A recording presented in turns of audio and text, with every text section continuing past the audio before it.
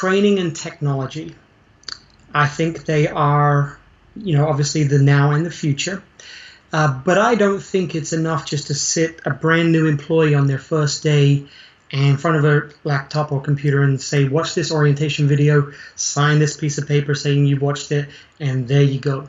So what do you think is the correct use of technology and training going forward? Well, I 100% agree with you that putting somebody in front of a computer and just saying, like you said, watch this and sign off, it, to me, is the same as handing somebody the handbook and expecting them to read it, and then you sign the last page and you give it back. It's kind of the same thing. It's just a fancier and much more expensive way to go about it when you do it with technology.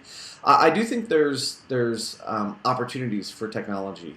I think for a lot of what we do, though, it's so much personal interaction that you need to practice that. And especially when it comes to leadership, that stuff has to be practiced. And I was just talking to somebody about this the other day. I said, there's no app for leadership. There's no app for customer service. You have to be able to engage with people, and you only do that by practicing. So where I think technology can really work is in being kind of a quick reference for people. So let's say that they're even a cashier, and they're out in their venue, and they need to look something up, and boom, they've got it there electronically rather than flipping through all kinds of pages and things like that. I had an instance at Lowe's hardware store where I was looking for something. I had no idea what aisle it was in. It's a huge store, and I went over to one of the associates and I said, "Can you tell me where air filters were?" I can't remember what it was.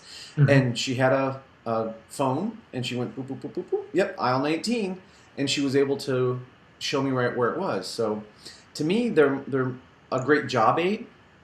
I think some information can be provided that way.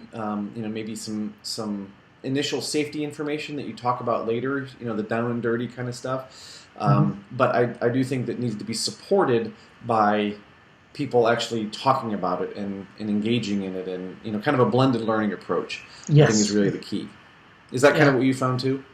Yeah, absolutely. I think you used a great term, a job aid. I think jobs now can become so more complex. I think if you have perhaps a tablet that you can look up, how do I give a refund?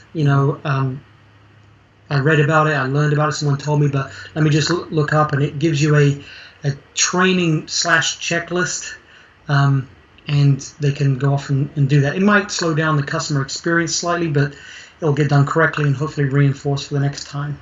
Not knowing the answers, I think is forgivable.